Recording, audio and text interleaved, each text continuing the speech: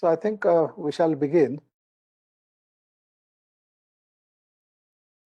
I think we have decided to talk about the process today, but that has been the thing which is not properly understood, and people have a lot of misconceptions about it. So let us begin from what Krishnamurti had to say about it. So Mr. Jean Arand once asked Krishnaji about the process. He asked him, "Sir, what is this process?" So Krishnaji gave a very simple reply. He said, process was like having a good bath with a good soap. So a good bath with good soap means it is very cleansing for the body. So from that answer we can guess, or we can say that yes, this process was some cleansing that was being done. Then another hint we get from Krishnaji's last statement, which has been quoted in the circular which was sent to you. So there he says that this body was specially prepared, and there won't be such a body for another several hundred years. So the process was also a preparation of the body. Now, why this preparation is required? Now, in the same statement, in the same last statement, Krishnaji talks about what kind of energy functioned through that body. And he says it was like a 12-cylinder engine. Now, if an energy of a 12-cylinder engine placed through a body which is not prepared for it, the body will be simply shattered. Can't withstand that kind of energy. So to hold that kind of energy and to let it function, let it act, needs a preparation of the body. And so the process was that preparation of the body. We'll be going into many more questions which will arise out of this investigation. But I'm trying to just go into it based on the factual information that is available. So it was a cleansing, and it was also preparation of the body so that it becomes capable of holding that kind of energy and letting that energy function through it. Now, actually, this process began in 1922 when Krishnaji was at Ohio. And the process was carried out in 3 stages at 3 different places. So the first phase started at Ohio, continued for a couple of months. And then Krishnaji went to Austria along with a group of persons. So in Austria, they stayed in a village called Erwald. And in that village, the second phase of the process was completed. And then when they came back to Ohio in California, the third phase of the process was carried out. So the major part of the process was completed in these 3 phases, But the process continued throughout his life. Of course, in a milder form, not so intense form. It continued throughout Krishnaji's life. Now, this process was not a kind of ecstatic, blissful experience. It was not anything like samadhi or things like that, but it was a very painful experience. The body had to go through a tremendous pain. In fact, it was a test of the body as to how much pain it can endure. So most of this pain was felt in the head, in the nape of the neck, and along the spine. And then Krishnaji also complained of tremendous heat that was generated during this process. And whatever description of this process is available, from that it seems that as the process progressed, Krishnaji's body started becoming highly sensitive, rather hypersensitive. The sensitivity so tremendously increased that even the slightest sound appeared to him like a very loud noise and used to disturb him. Not only that, the house and the things which were actually very clean, neatly maintained, but he complained of lot of dirt.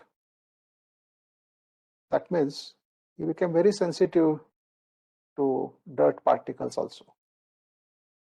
Not only that, but if people around him did not have proper state of mind, in the sense that if they had anxiety in them, if they had worry, and also a kind of pity looking at the pain through which Krishnaji was going, then all those emotions, they also affected Krishnaji. He had become so sensitive that nothing could be missed.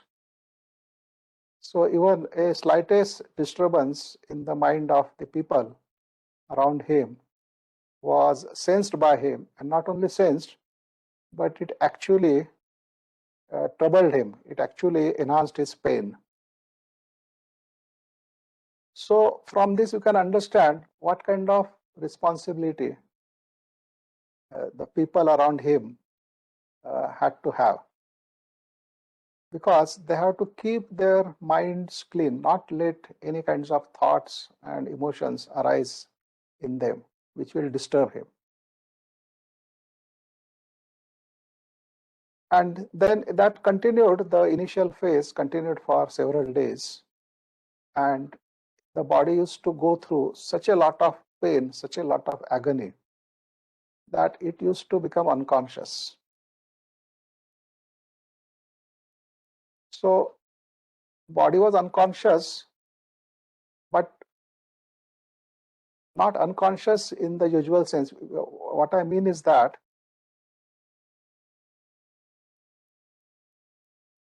they used to say that Krishnamurti as a person used to go out of the body. He used to leave his body because it was not possible to remain in the body with that kind of pain. So he used to move out. Then the body was left by itself.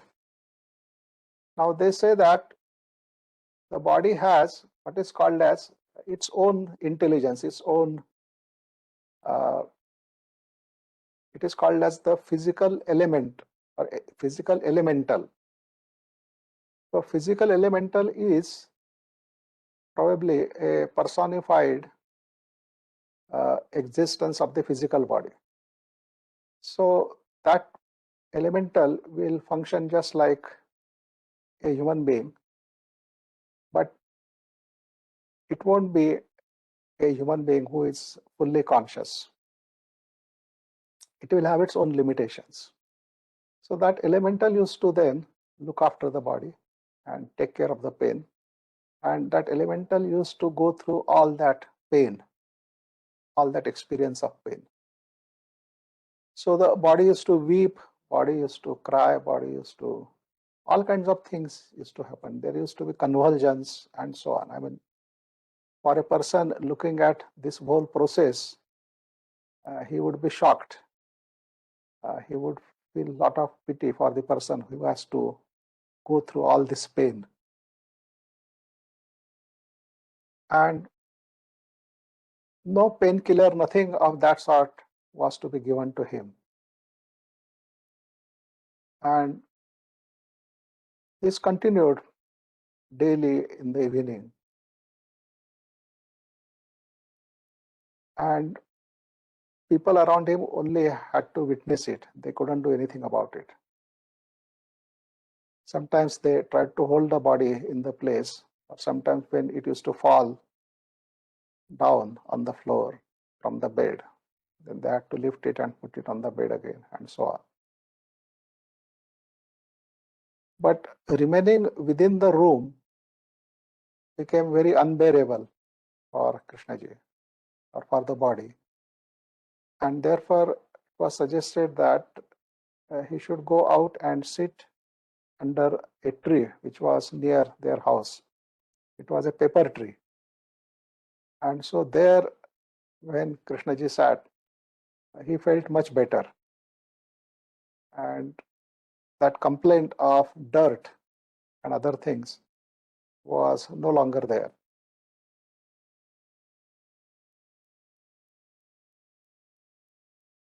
And with that increased sensitivity, a different kind of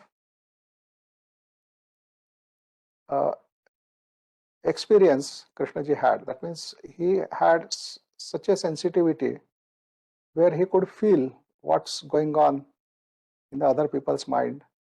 Not only that, but he could sense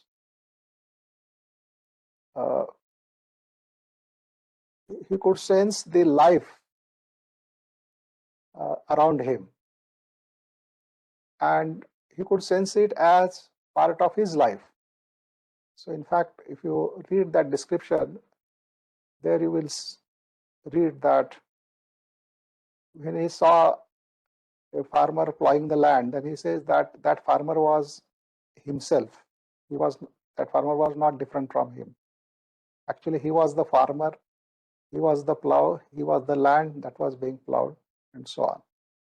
So an experience of unity of life, actually sensing that life is not different from you. It's not fragmented into different parts, but it is one life.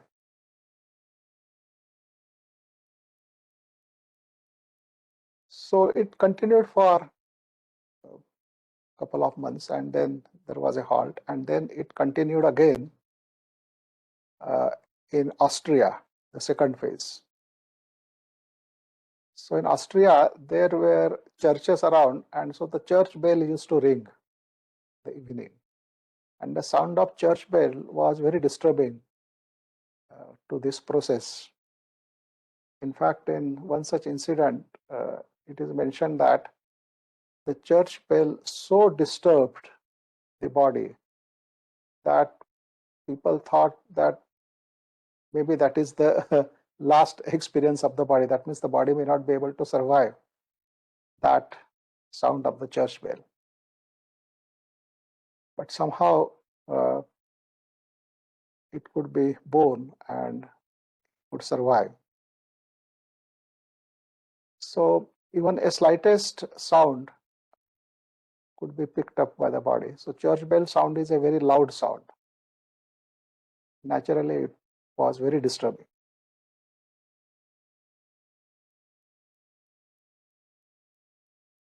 And then the third phase, which was carried out again at Ohio. So they say that the third phase, when it completed, he had an experience of energy moving up in the spine, then separating into two streams at the nape of the neck, and those two streams again meeting together at the point uh, between the eyebrows. And that is where he saw a flame and the presence of the masters and the world teacher. And then the process was completed. So before that, even in the first phase, it is mentioned that the masters and the bodhisattva, they visited when this process was going on, and the only person who could see those presences was Rosalind, who was actually looking after Krishnaji's body during the process. And the way the Rosalind's face changed when she was looking at those august beings. So from that face, the others could make out what she must be going through. It was an ecstatic face. And when she came out of that experience, she had no memory of what she had seen. So therefore, she couldn't tell anything, what actually she experienced, what actually she saw. But change in the expression on her face and whatever she said during that state, from that it was obvious that the process was supervised by the masters. So process was not a random phenomenon left to chance, but it was a definitely planned, you can say, work, and which was overseen by the masters. And it was ensured that the body gets prepared properly and no harm comes to it.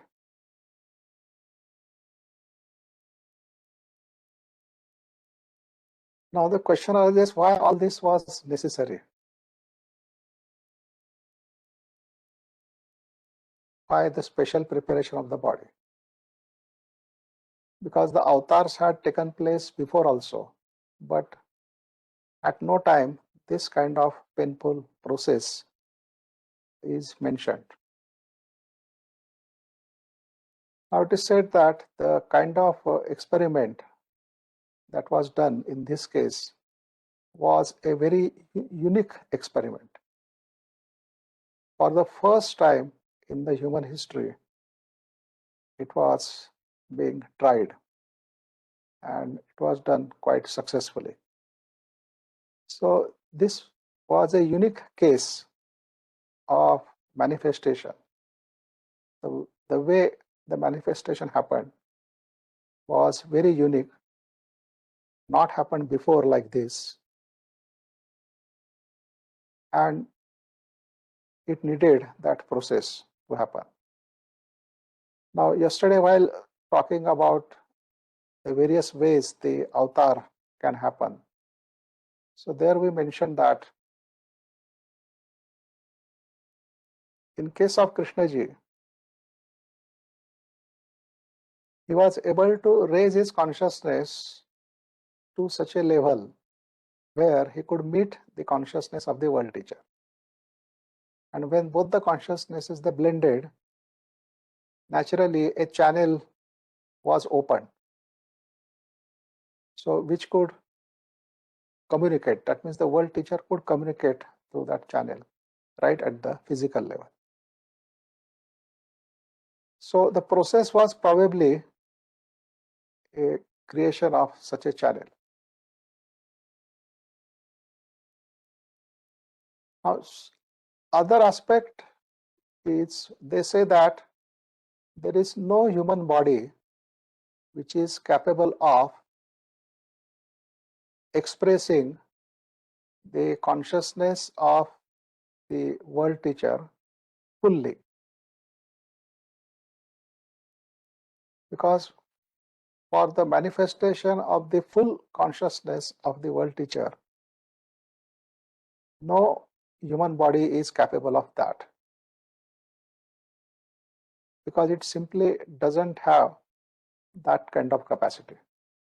So the body had to be prepared.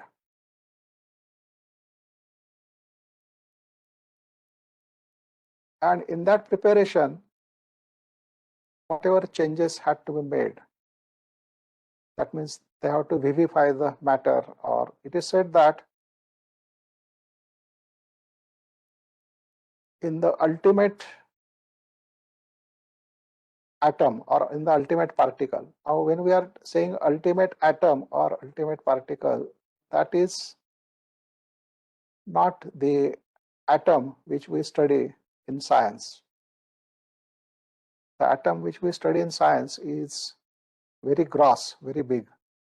Now, the ultimate atom that is being talked about is far too smaller compared to the atom in science. And even that small ultimate atom has its own structure. So in that structure, they say that there are 7 channels through which the energy is constantly circulated or circulates. Now, out of those, each channel is called as a spiral or spirally, the plural. So out of these 7 spirally, only 4 are active, in the sense that only through the 4 spirally the energy is constantly getting circulated. But the remaining 3 are not active at all. That means no energy circulates through them. And they say that during the course of evolution, in a very, very distant future, the development will happen where the remaining 3 spirally will also, the energy will be circulating through them.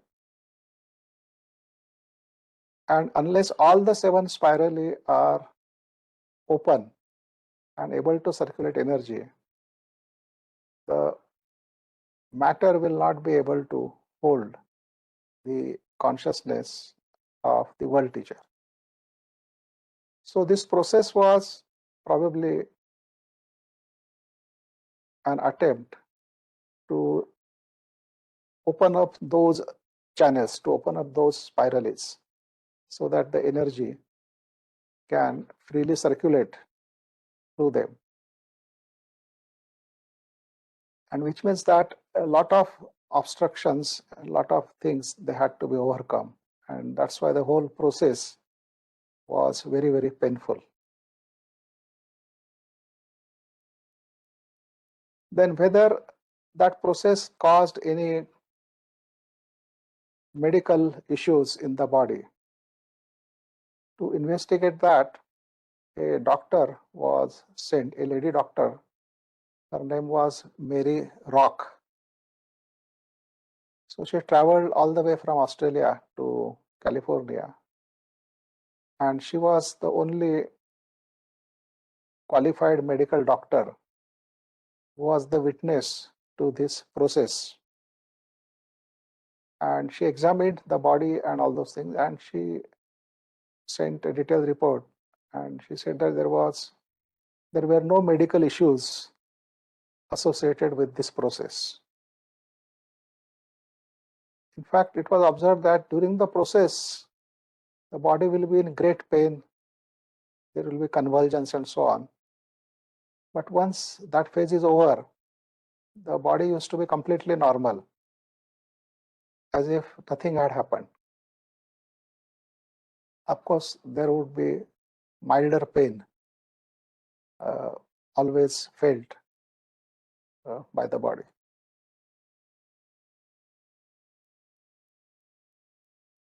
So once the process in 3 major phases was completed, then there was definitely a change in Krishnamurti, which was very obvious, was very obviously visible to others around him.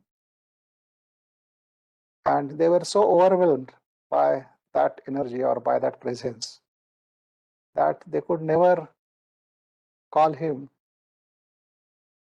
as Krishna,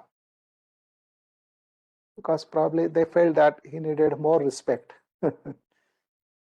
So in India, the respectful suffix is the Ji. So that's how they started calling him Krishnaji. But then Krishnaji wanted him to be referred as K. So from that point onwards, I think even in his biography, he is referred to as K. While in India, people continued to call him Krishnaji, Ji being a respectful suffix.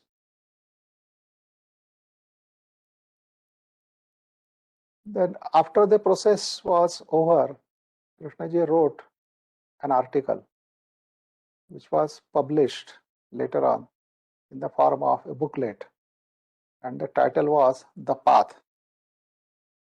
So it's a very interesting article. I think it is available on the net.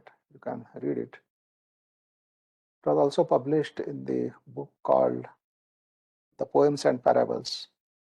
The other title of the same book is From Darkness to Light.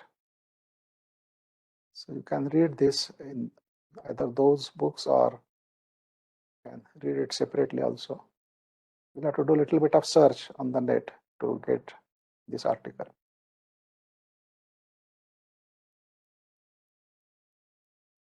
And then there was a new energy, a new enthusiasm after going through this process. And so Krishnaji started taking more interest in the work, and then several groups were started in several countries, which were labeled as self-preparation groups, where the members were being instructed how to prepare themselves for receiving this new teaching, which the world teacher was going to give.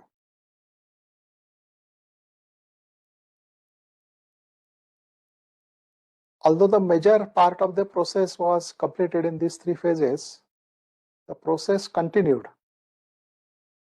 throughout Krishnaji's life. Now, since process was cleansing, some kind of cleansing, which means that his body needed cleansing periodically.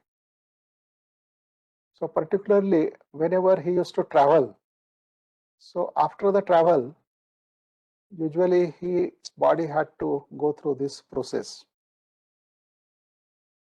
And of course, the process was always painful, but the pain was not as intense later on as it was in the first 3 phases. So this was happening, and say it kept on happening right until his death in 1986. So if we say that from 1922 to 1986, so more than 60 years or almost 70 years, his body had to go through that kind of energy or that kind of process. And so in his last statement, he mentions that so body cannot take it any longer.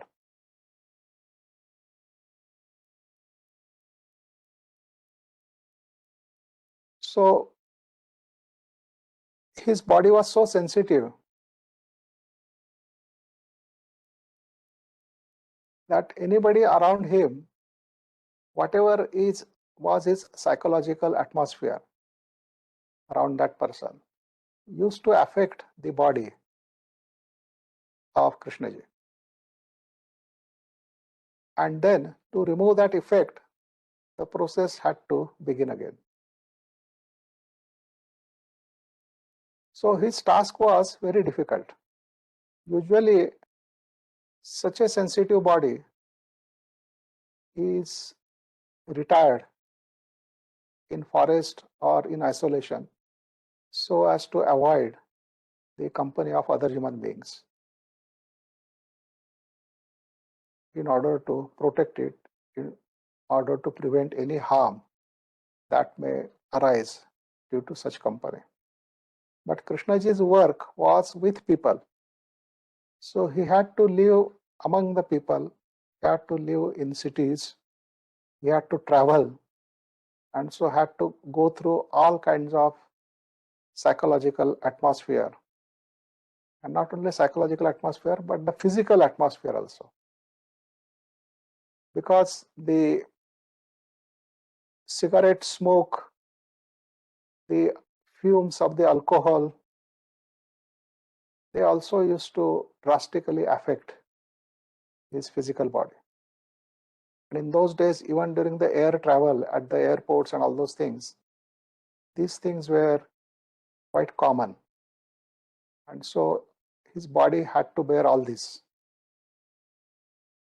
And then at the psychological level, you can imagine, I mean, if we observe our own psychological state of our mind, then how much negative thoughts and emotions they go on in our mind. And then if you consider hundreds of people, what kind of negative psychological atmosphere they may be generating. And all that impact on that sensitive body. So you can imagine the kind of pain the body may be going through.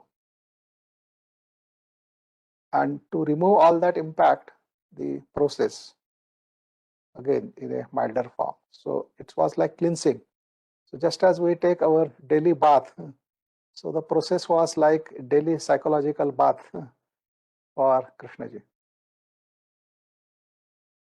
So that's why he gave that simile, that it was like having a good bath with a good soap. But by making that statement, I think he tried to make it very lighter. But the process was really a very painful experience. I don't think any of us or any human being is capable of going through that.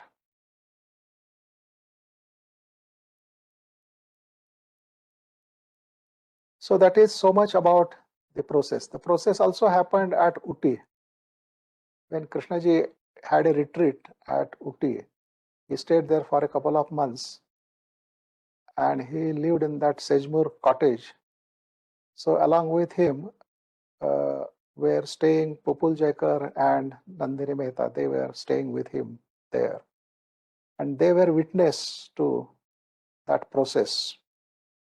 And they made their own notes about it, what they observed and what instructions he had given and so on. And there is a record of that also.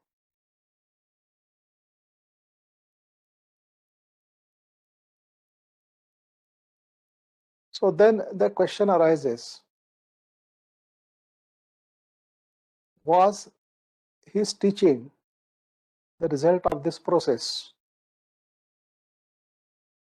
Because if his teaching is the result of the process, it means that then probably anybody who wants to understand that teaching may have to also go through this process. And then I think that would be enough discouragement for anybody to pursue his teaching.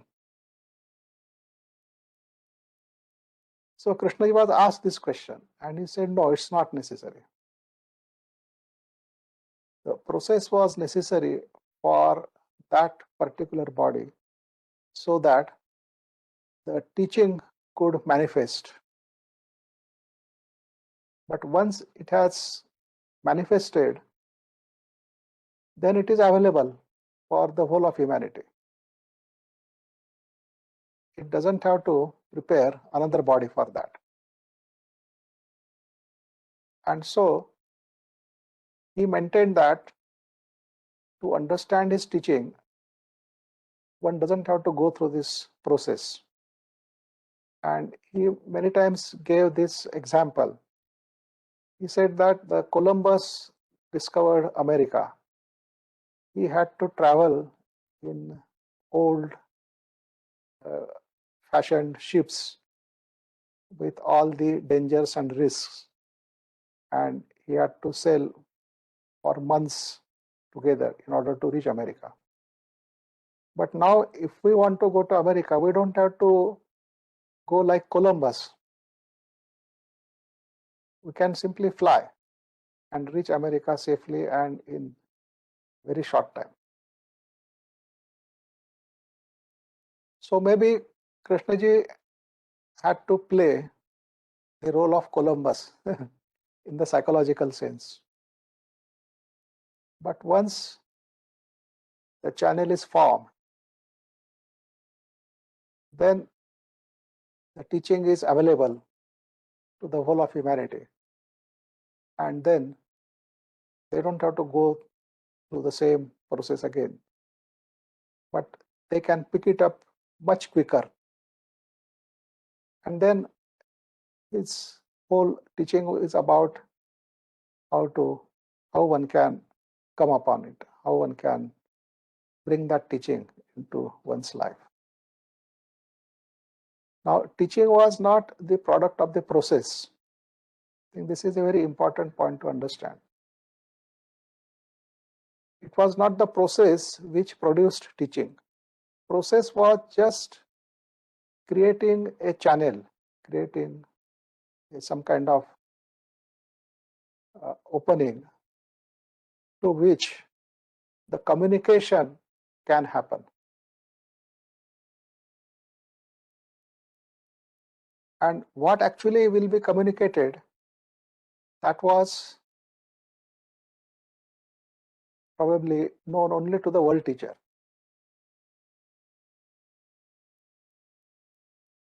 Now, people many times they complain that the theosophists, they predicted that the teaching of the world teacher will be so different that many people will reject it. They may not understand it, and so on.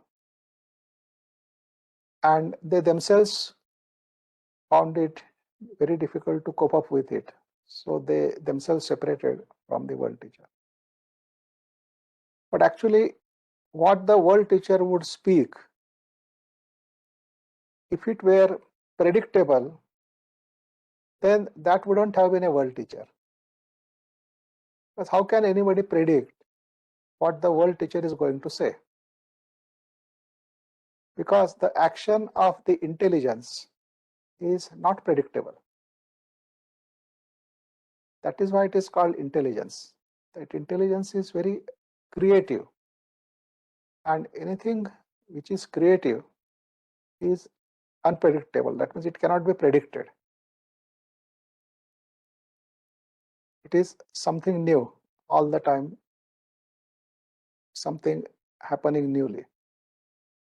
So in that sense, the theosophists were right that the teaching would be so different that people might find it very difficult to understand. So teaching was not the product of the process. And therefore, there is no need of process to understand the teaching. Then teaching was also not the product of the brain of Krishnamurti. So it was not his invention. Because if it is the product of the brain, which means that it is the product of thought. And any product of thought will be always limited and mechanical. So a teaching which is the product of thought will not have that depth, will not have that subtlety, will not have that newness in it. And so the teaching is not the product of his brain also. It is not the product of his thought. It is not his invention. But it is a creation. It is the manifestation of that intelligence.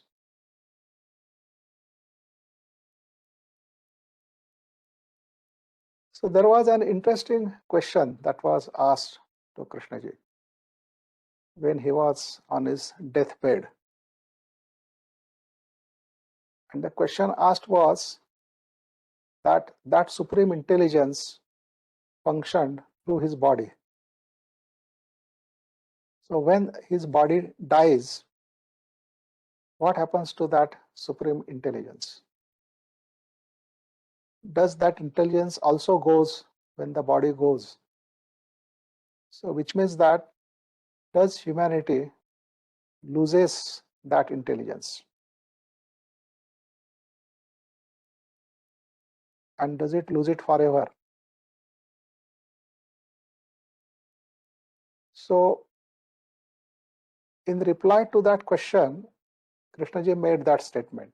That was his last recorded statement. That statement I have quoted in that circular which was mailed to you. So in that statement, he says that there won't be any other instance in future for a long time to come of that intelligence fully functioning to human body, because there won't be such a body for several hundred years. There won't be such a body again coming into existence. But he said that if people live the teachings, then such people who are sincerely living the teachings may have some touch of that intelligence. So he has made it very plain.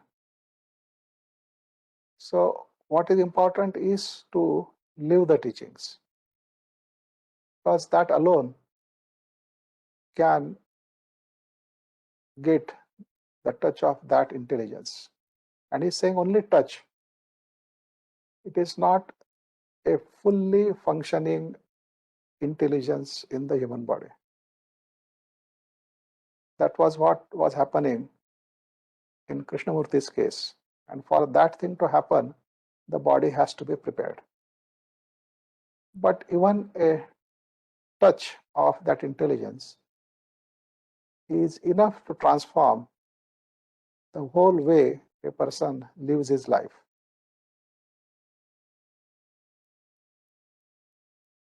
And so can be a very, very significant factor in one's life.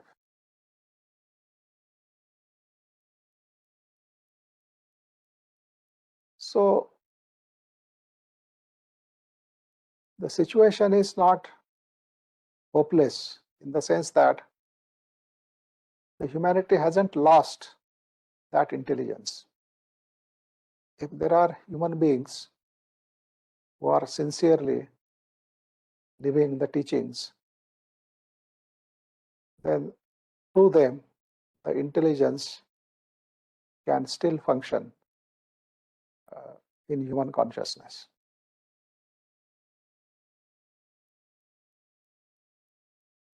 So I think I will stop here, and then we can have questions about this.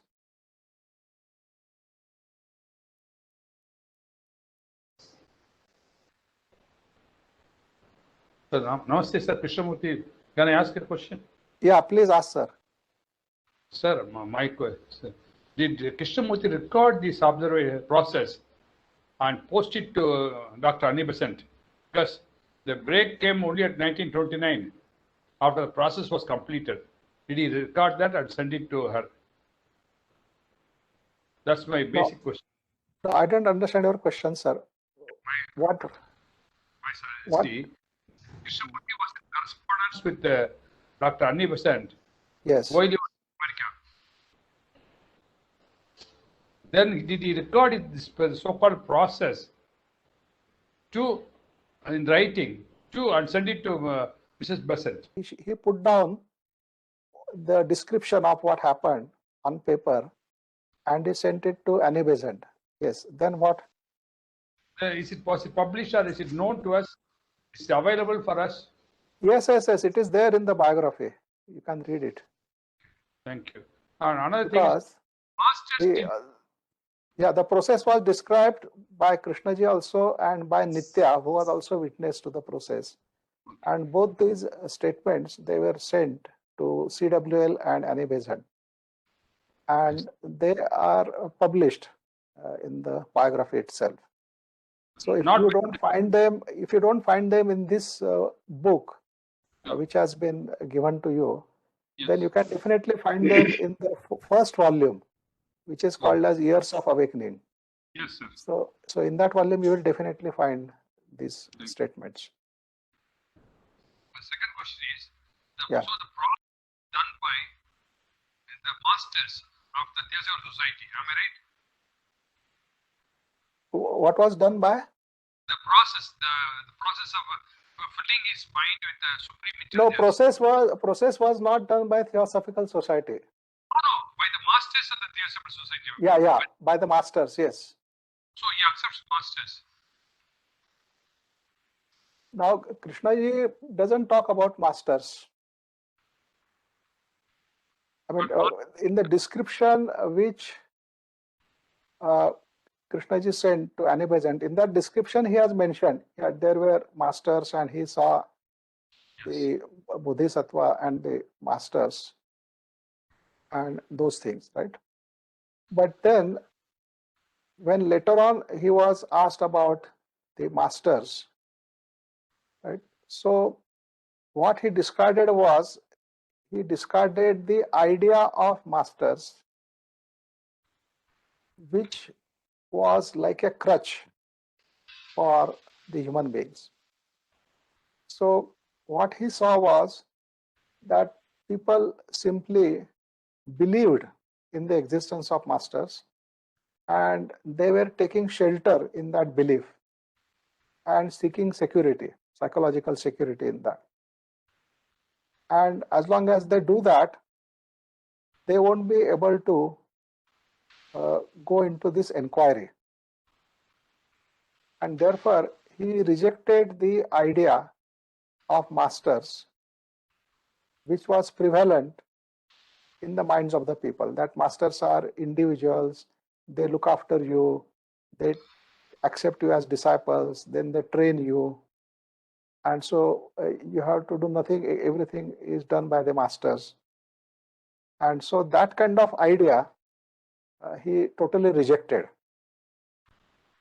He said, the kind of masters you are thinking of, they simply don't exist. But he did talk about the essence of compassion. And so, maybe masters are not the individuals as projected. Maybe masters are simply the essence of goodness, the essence of those qualities which we usually consider as divine. And they may be just the essence of that. So in that sense, probably he tried to put it. But the idea of master as an individual and in a hierarchical sense, much superior to human beings, and then training the human beings and so on. So that kind of thing he rejected, that idea he rejected. Thank you, sir. Sir, last question, sir. Yes. My friends who said, who studied Krishnamurti said, this is the process is nothing but forceful awakening of the Kundalini, which is there. And this Kundalini was awakened. And that's why he was able to get the jnana. This is forceful about what the others will take 40 years. It was done in 1 or 2 years. Is it? What do you think of that view, sir? No, no, I don't think he meant such a statement. I think somebody has misquoted him by putting it in Krishnaji, that way. no, Krishnaji never meant that. My friend said Yeah, that. yeah. Your friend said that's right. No, but it was not. I mean, what Krishnaji had to say about it, right? Krishnaji did accept the existence of a force labeled as Kundalini. But he said that the people who talk about Kundalini, they don't know anything about it. And the kind of ridiculous activity that goes on in the name of awakening that force, he said, is very, very ridiculous. In fact, he mentions that once he visited one such center where people were taught how to awaken this Kundalini. And so Krishnaji described that whole circus as everybody trying to awaken his little Kundalini. So he says that the people who claim that they know everything about Kundalini actually don't know anything about it.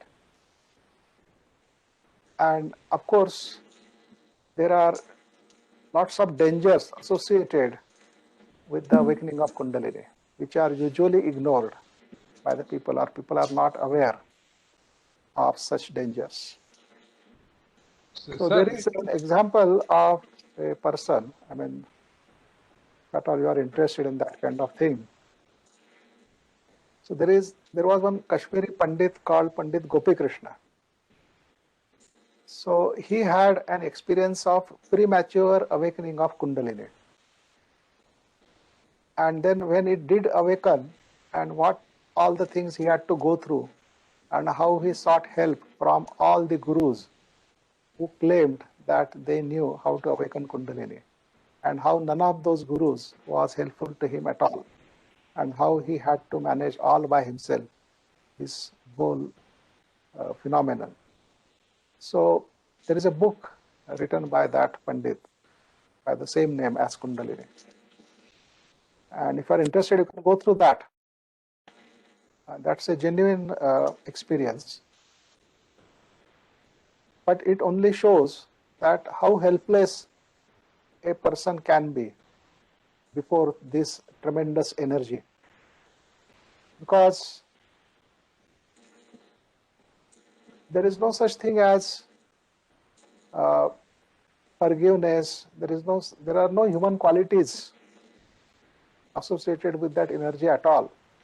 It's simply an energy.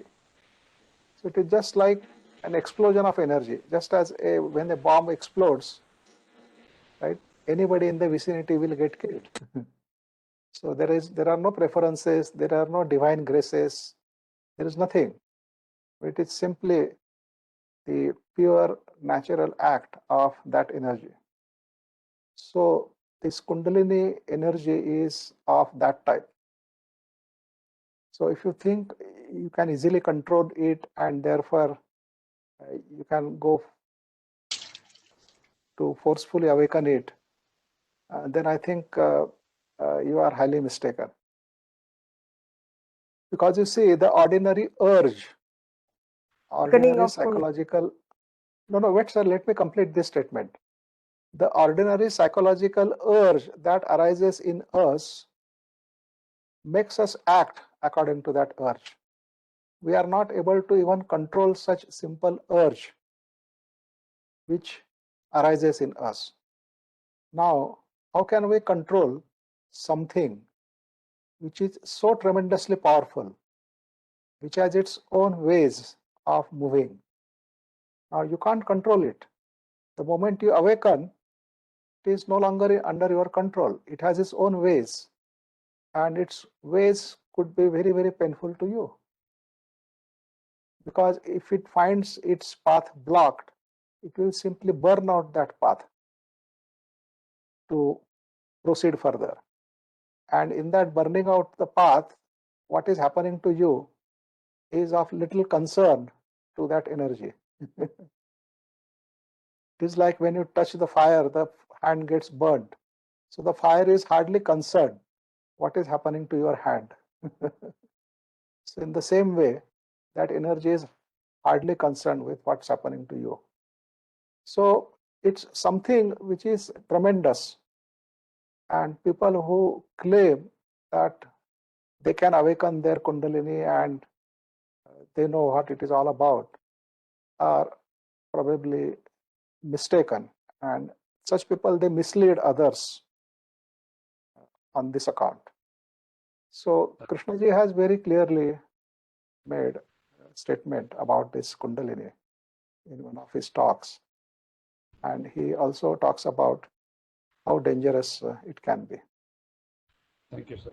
So another opinion is that his third eye was opened as they were for the Tibetan monks. The Krishnamurti's third eye was opened. This is called the process. Is it? Yeah, no, I mean, those are just, that was not the purpose of the process. See, when something is happening, along with that, many other things, they also happen. But those other things are not the aim of that process. The other things happen because they are just the side effects of the major process. So the process was not carried out to open the third eye. Thank you. Opening of the third eye was just a side effect, was an additional effect of the process. Now you may ask, what is third eye and all this thing? Now third eye is not a correct expression. In fact, they say that in human body there are various chakras.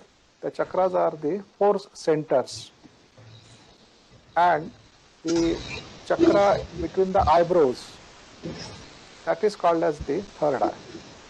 So that chakra, when vivified or made active, then gives certain powers to a person, powers to visualize. So you can visualize very small, subtle objects and so on. So the third eye is actually a misnomer. It is the eyebrow chakra, it is called as, or it is also called as the Agya chakra. Thank you, sir. Thank you so much. I wrote the last thing is, so yesterday you mentioned somebody. Then now you are sent the book by Kundalini titled by some Kashmiri Pandit. What's the Yeah, name? Pandit Gopi Krishna. Pandit? Gopi Krishna. Pandit Gopi Krishna. On the book by Narayanan and Pattavarthan, you said two people yesterday. What is that? The two books, two biographies by. Yeah, the Years of Awakening. The Years of Awakening. In that book, you will find in details. By Narayanan and Pattavarthan. Okay, yeah. So G. Narayan has written memoirs. What's that, sir? I think what is the name of that book? I don't remember the name just now. When you get it, but I will post it on our group. Thank you so much. I'll post those names. Yeah. Thank you. That's all. Kishorji, Yeah. in your talk, you've talked about the intelligence that Krishnamurti talked about. He said if people are living the teachings, there might be a sort of intelligence which transpire, which helps them to live the teachings. But in actuality, did Krishnamurti, or can you say that there's a limitation to which transformation can take place, or whatever the teachings are, transformation can definitely happen irrespective of what happened to Krishnamurti? What do you feel about this? Yes, the transformation, usually if we mean by that changing from one state to another state, then I think probably is not the correct understanding of that word. Because then, after transformation, what? So is it a state to be achieved? Then it is just like, it is just similar to the states which the tradition also speaks of. They say nirvana. So once you achieve nirvana, then that's the end of it. That's the final goal. So here also, are we using it in the similar way that once you are transformed, then that's it. Nothing further needs to be done. Right? So the transformation is not that kind of transformation. The transformation is only opening the door to a different dimension, so that a different kind of understanding dawns upon you, and you still continue to live your life. It is not that a person becomes stagnant, but there is a change the way he lives his life. There is a change the way he understands things. There is a change in the way he deals with things, and so on. So that whole manner is transformed. But he continues to live his life. The inquiry still continues, because there is no such thing as final destination of inquiry, because it would amount to stagnation. Now, life or the living quality is a movement, and as long as it is moving, it is alive. Once the movement stops, it is finished. It is no longer alive. So the transformation, Kishore, the transformation that I talked about is the intelligence that you mentioned about. So is this possible in every human being? Yes. Or is there limitations to that? No. That's what I was. Yeah, no, that potential is there in every human being. The potential of awakening of intelligence is there with every human being. Now, the person who works for that, it is more likely that that intelligence may be awakened in him. But the person who doesn't do anything for that, naturally, it won't awaken in him. Now, what is that needs to be done to awaken that intelligence? So that is what Krishnaji's teaching is all about. So he talks about awareness, he talks about paying attention, he talks about observation, and he talks about so many things. Yes, sir. So all those things we have to practically bring in our life. I mean, usually I find that people, they just read and appreciate what Krishnamurti talks about. But then in actual life, they don't do any of those things. Even a simple thing as observing. Now, we don't observe things around us. We don't observe them properly. When we listen to other person, we don't listen thoroughly. Before we listen, give full listening, already the reactions, they start arising in us. And many times we are taken over by those reactions. So we don't even fully listen. So there are all these things. So one has to actually do them as one is living his daily life. Only then one can see the effect. Only then one can see the change. Yes, sir. But, agreed. Yeah. But merely reading and appreciating, it doesn't change anything.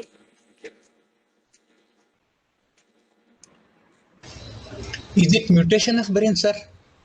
Is it mutation of brain? Yeah, mutation of the brain cells. Yes. That is what Krishnaji said. Kishoreji, Krishnaji had once said that if you know the truth and don't act upon it, it will destroy you. What did he mean by that statement, sir? Yeah, it's an interesting statement. Because it amounts to our usual daily behavior or experience. So we know what is the right thing, and yet we don't do it. And we know what is the wrong thing, and yet we keep on doing it. Now there is this kind of contradiction almost in every human being, that they know what is right and what is not right, and yet they continue with what is not right, and they don't do what is right. So which means that if a person, he knows what is true and what is false, and knowing what is false, he still continues with the false. So a person who knows what is false and still continues with the false, then what kind of situation he is bringing in his life, right? Which means that deliberately pursuing the false. So naturally that false will have its own consequences, and usually those consequences are painful. It results in different kinds of sufferings. So the simplest example is, to smoke tobacco is false or is bad, not right. And knowing this, one continues to do that. So naturally, when that activity ends up in suffering, so all kinds of illnesses and other things will happen to that person. Then, even psychologically speaking, to hurt another human being is wrong. And knowing this, when somebody tries to deliberately hurt another human being, then the consequences of that deliberately hurting another human being, right, they will naturally descend on that person in the form of sorrow. Now, to kill another person is not right, and yet if we happen to kill the other person, then naturally the consequences of that action will descend. And not only that, but your conscience will keep on pricking you. And particularly in the psychological realm, if you happen to do something deliberately, something which is wrong, right, then the conscience will keep on pricking such a person. It will all the time keep on reminding him that no, you didn't do right thing, you did wrong thing, you shouldn't have done it. And that regret will constantly will be troubling that person, and that person will never be at peace with himself. And so the truth has acted like a poison. So knowing the truth, one is deliberately taking the path of the false. Then that knowledge of the truth acts like a poison. So it affects the whole system of that person, and that person can never be at peace with himself. So I think that is the significance of that statement. So somebody unknowingly doing wrong thing and somebody deliberately doing wrong thing, there is quite a difference in the consequences of the both. In the first case, there is a possibility of correction, because the moment the person realizes that he has done wrong, he can immediately try to correct it some way or other. But somebody who is deliberately doing wrong, he is not, there is no scope of correction also for such a person, because he is doing it deliberately.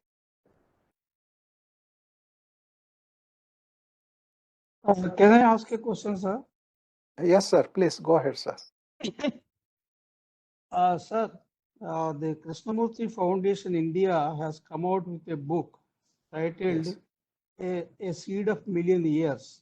to Yes. commemorate the 105th birth anniversary of Krishnaji.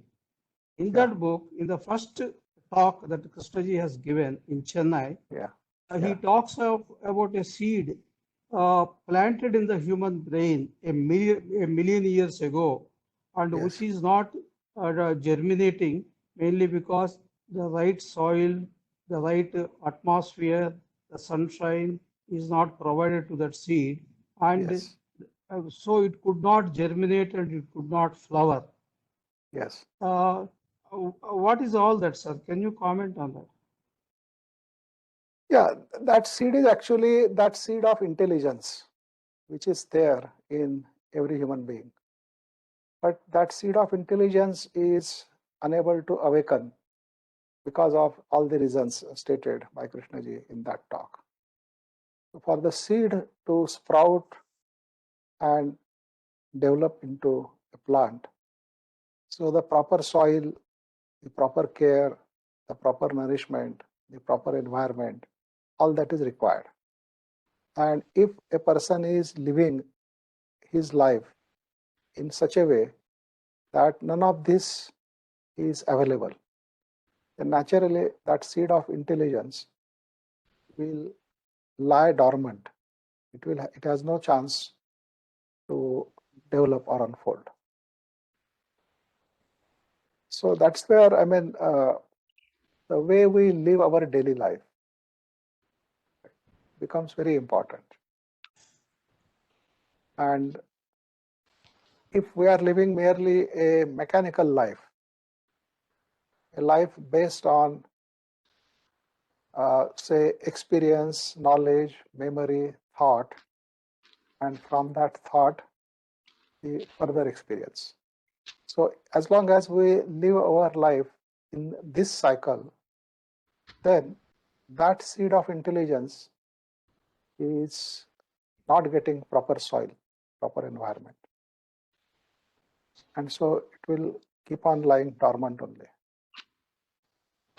But sir, when you Yeah. say seed, does it Yes. mean it is a physical thing? It is a No, material? not at all, not at all. Okay. It's not a physical seed. I mean, what we are saying is that the potentially, Okay. the potential of intelligence is there. So it is there like a seed. Now, any potential can unfold and manifest into its full form only when the corresponding environment is made available to it. And if that environment is not available, then naturally that potential cannot unfold, cannot open up. Sir, there was a talk about the third eye just now. So you also Yeah. made some comments. Yeah. My comment is like this. There is a pineal gland in the human brain, in the center Yeah. of the brain. It is supposed Yeah. to be a very mysterious gland, and a lot of Yeah. study also has taken place. And when it Yes. is fully activated, it is Yes. like opening of the third eye. And also, they say this pineal gland actually the food for the pineal gland is attention. If you Yes. focus your attention in between your eyebrows and continue to observe, the pineal gland can be activated. And when it is activated, a state of bliss is felt by that particular human being, and he is always happy and in a state of bliss. And this attention, Krishnaji also has given a lot of importance to the fact of attention. And it is said that like a piece of sponge uh, absorbs water, the pineal gland will absorb attention. And when it is fully activated, you will be able to witness your thoughts and they will no longer bother you. And in fact, it produces a hormone called DTH or something, which the scientists call it as a happiness hormone. And once that is activated, the person is always in a state of bliss. What do you say about this, sir? Yeah. Now there is this pineal gland meditation that is being talked about a lot, and many gurus are promoting it. And some people even claim that a pineal gland meditation can result in an ecstasy which is 100 times intense than the sexual ecstasy. And in all kinds of ways, they are trying to promote this pineal gland meditation. And then in that attempt, probably they are also trying to develop some techniques to make this pineal gland active. But I think all these things are based on half knowledge, without fully understanding the consequences. And the key to activating the pineal gland, as you said, is attention, right? But it is not the attention paid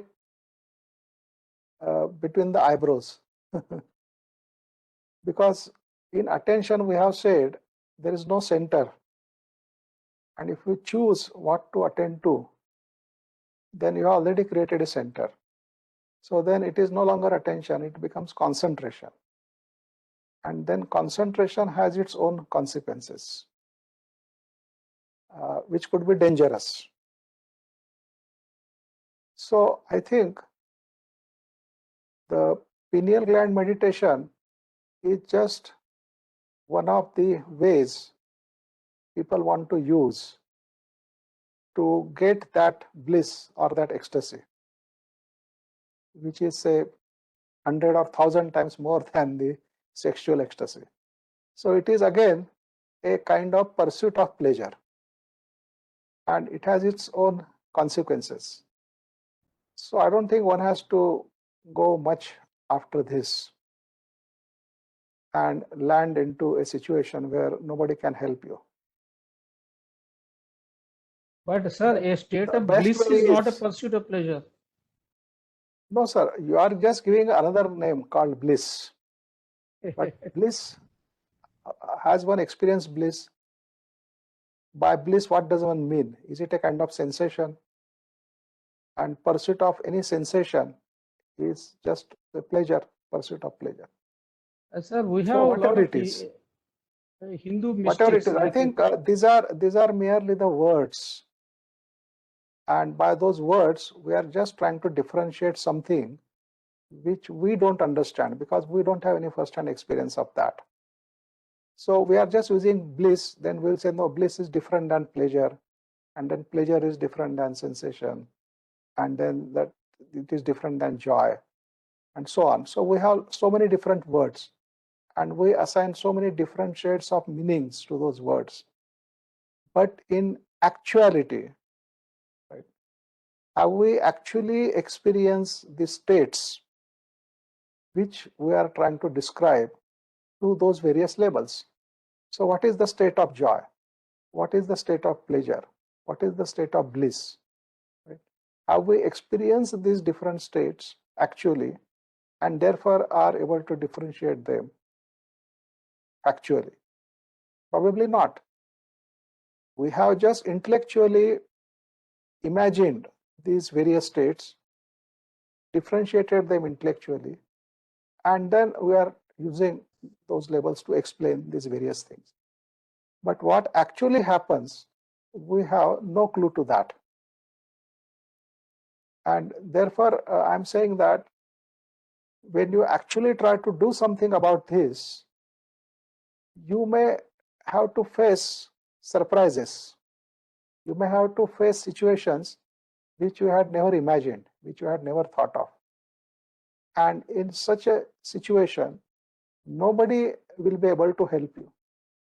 Even those gurus who are promoting this pineal gland meditation, even they won't be able to help you in a practical way to get you out of that difficult situation. So I think any fiddling with these glandular systems, any fiddling with what is called as chakras, any fiddling with Kundalini, These are all very, very dangerous things, and one should not go after them if one doesn't want to get into trouble. But the right way is what is pointed out by Krishnaji. Through inquiry, through paying attention, through bringing order in your daily life, right? So with all those things, as your sensitivity unfolds, as the energy builds up, all these things will happen in a very natural and safe way. You don't have to do anything deliberately for them to happen. And if you are trying to do something deliberately, then it only means that you have your own motives for doing it. And so the pursuit of bliss is nothing different than pursuit of pleasure. Anything you pursue, there is a desire to have it, and that desire is propagating you to certain actions by which you hope to get that experience.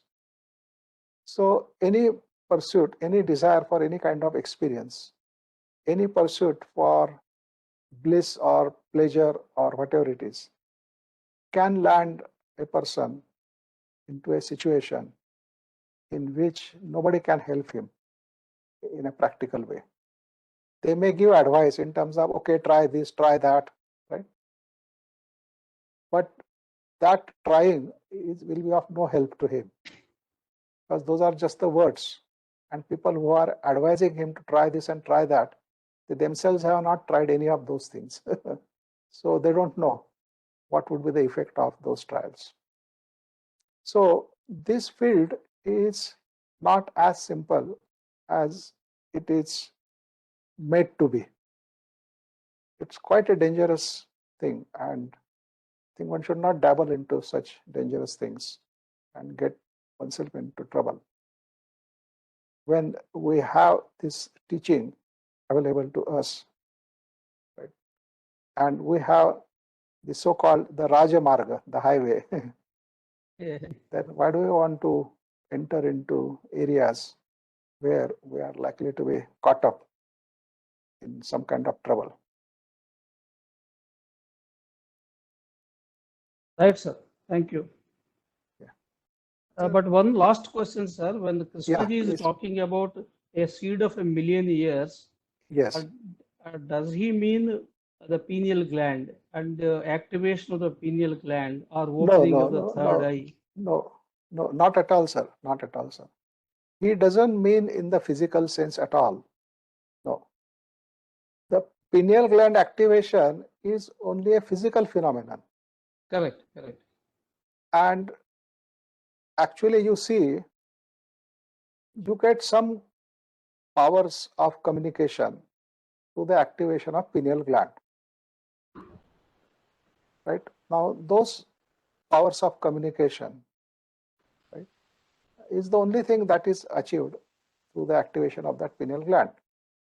And when the pineal gland functions naturally, there is a sensation which is quite pleasant, in the sense that yes, it just causes some kind of tickling, which usually you like. But then apart from that, it doesn't have any more significance. That means by making the pineal gland active, a person is not going to become intelligent. That seed of intelligence is not going to unfold by making the pineal gland or forcing the pineal gland to be active. Right? It's only a physical phenomenon. But there has to be something which wants to express through the physical.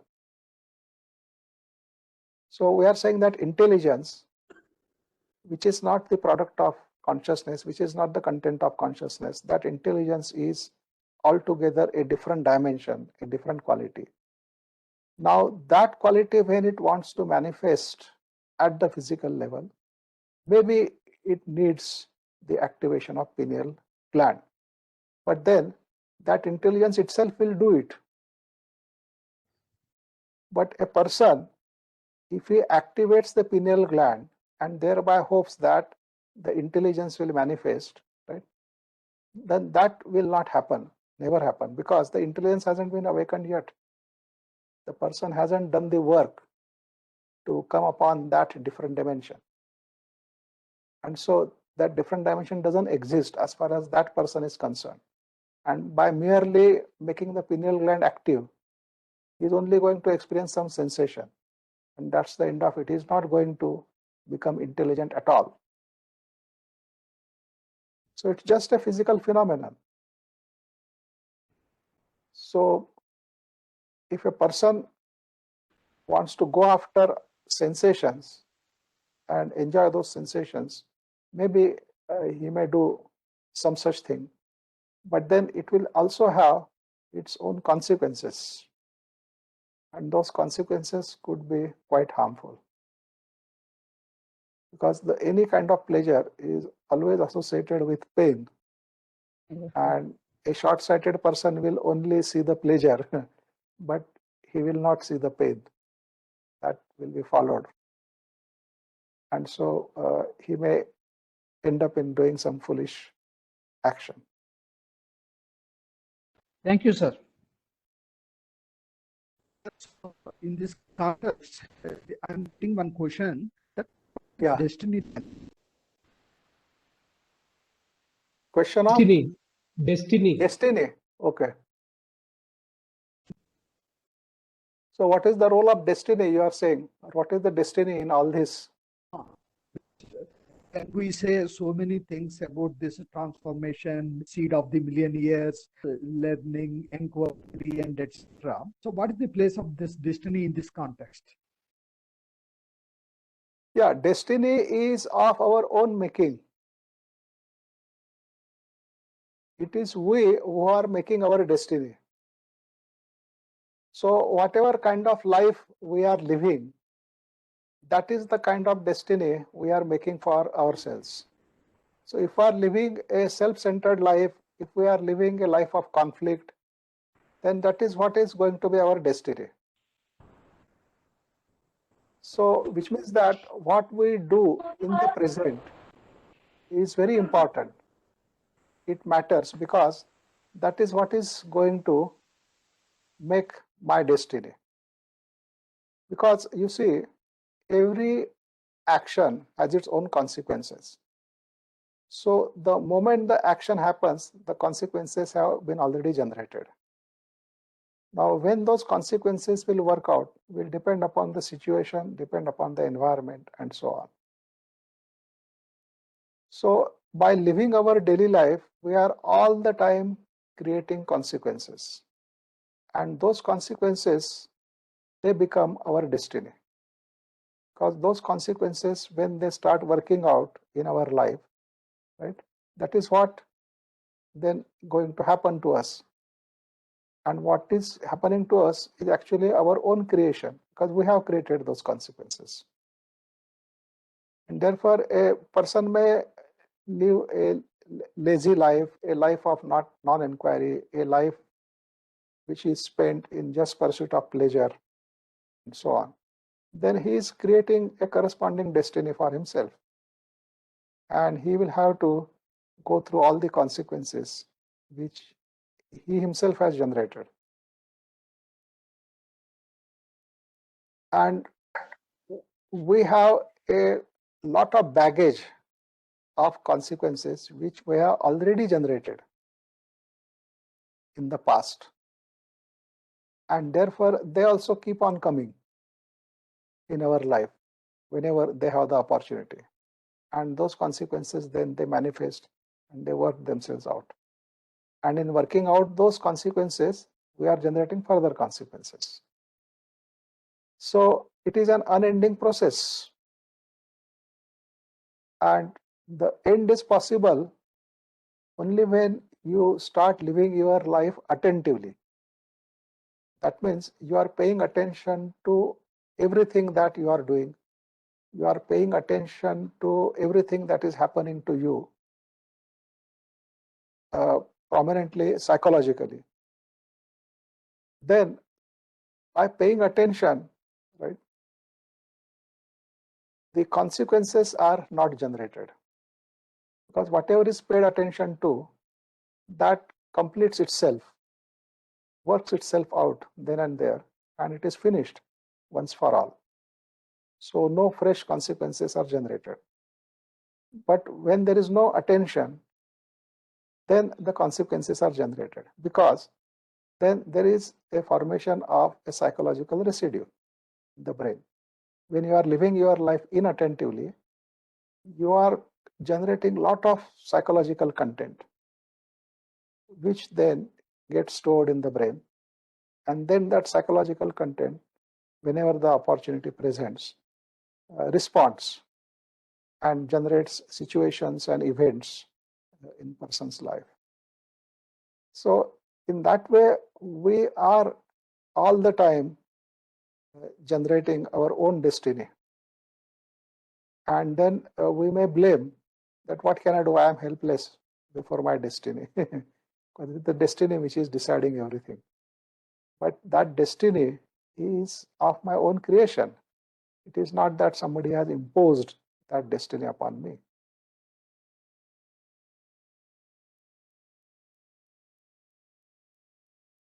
I think this is a great takeaway from this talk, sir. Thank you. Yeah.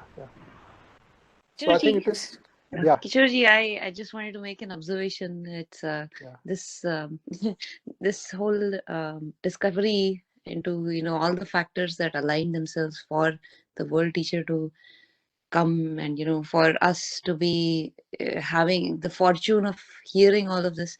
It does sound very fortuitous to me. I mean, you mentioned about destiny just now, and it on the other side of it, it's a great fortune for us that we are at this end of the road where we've heard these teachings, and we have the advantage of implementing them, and all we have to, in a way, it's also very simple.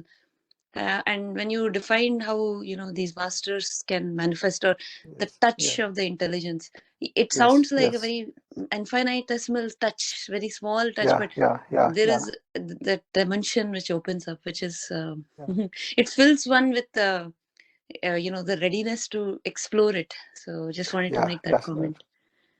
No, good. I think rightly put it. Krishnaji says no guru, no path, but in some way he was prepared by guru and certain path. Yes. Now, yes, sir. We have to actually go into what Krishnaji means by guru and what we mean by guru. So Krishnaji has talked about guru, this word, in different ways, and sometimes he has tried to give the correct meaning or significance to this word. So one of the things he says about guru is that a guru is one who points. So the function of the guru is to point out.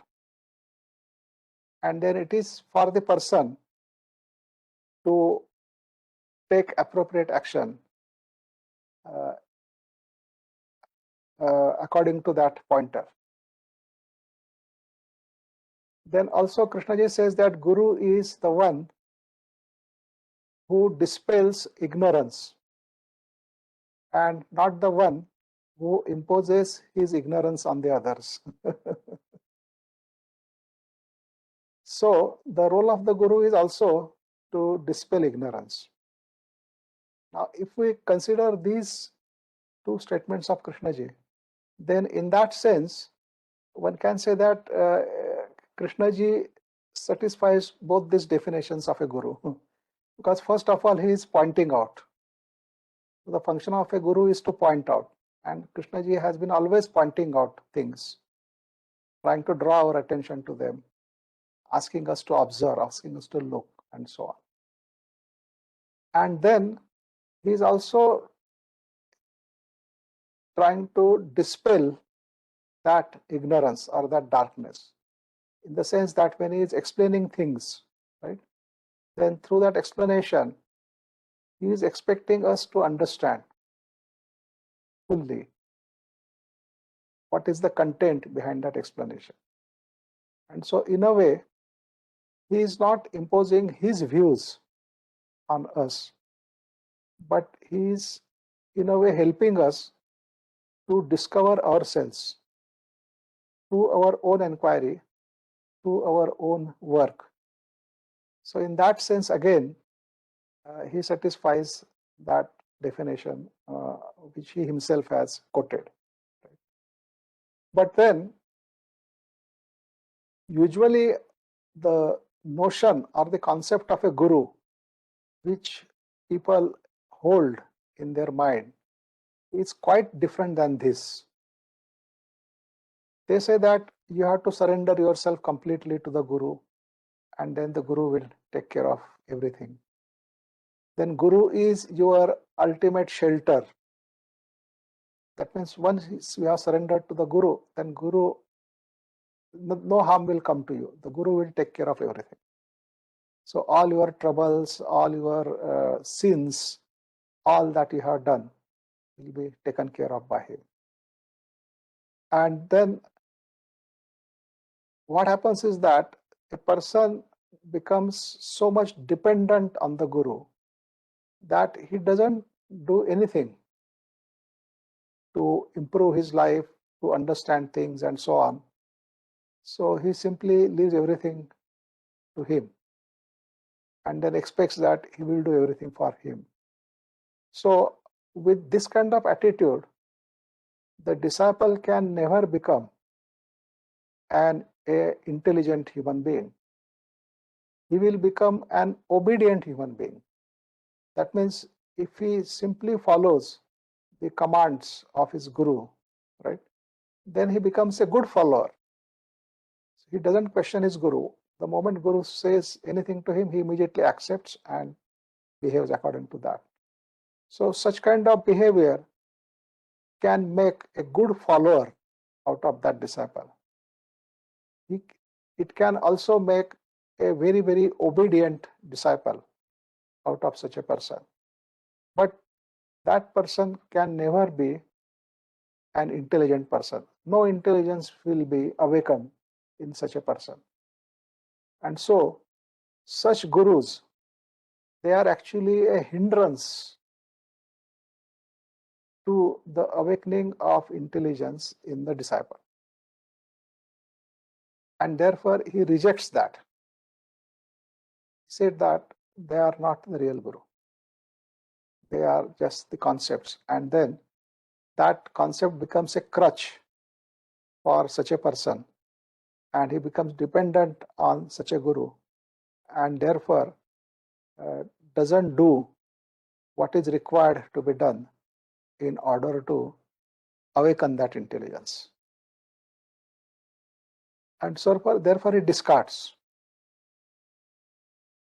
So the usual idea of a guru that we have in our mind, that is completely discarded by Krishnaji. He doesn't accept. He said, in fact, that is a hindrance. Then when he talks about path, so there he says that if there is anything fixed, then there can be a path to a fixed thing.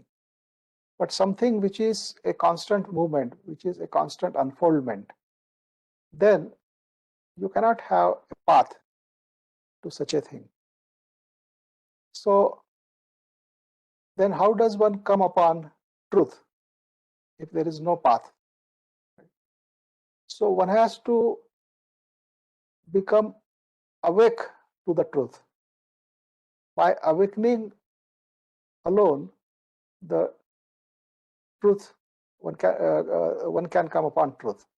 Now you may say that this awakening, isn't it a path? No, awakening isn't a path. Because when you do wake up, right, now that waking up, is it according to some method?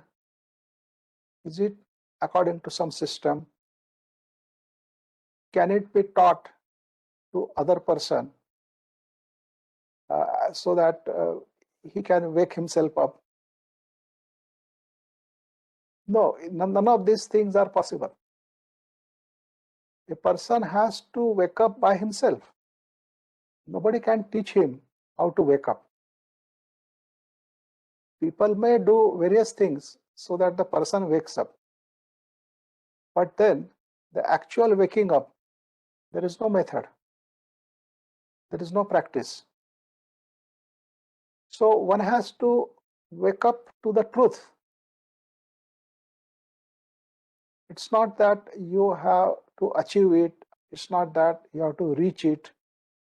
It cannot be projected as a goal and a corresponding step-by-step method developed in order to achieve that goal. Because something which is constantly moving, one cannot have path to it, one cannot reach there. But by waking up, and the waking up itself is a dynamic state.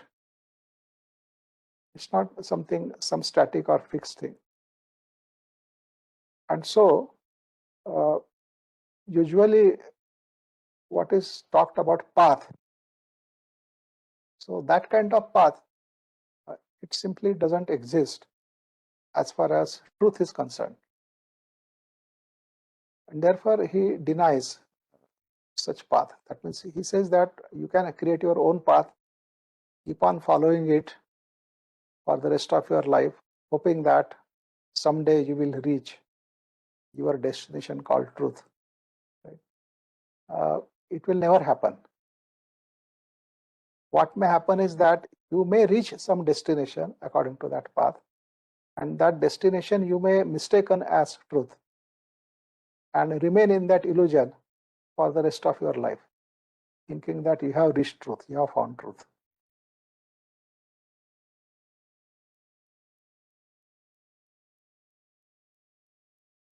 Sir, thank you. We should end the session now. The remaining questions we'll take up the next session. We have to also take up that question which Krishnaji always pointed out, that as far as the biography is concerned, the only question he was interested in was how come that boy did not get influenced by all the things that were happening around him, how nothing touched him, how and what was the reason for it. I mean, that according to Krishnaji was the only relevant question that should come out from that biography. So maybe we will take up that question in our next session and all the remaining questions also. We have to also try to understand what he meant by vacant mind.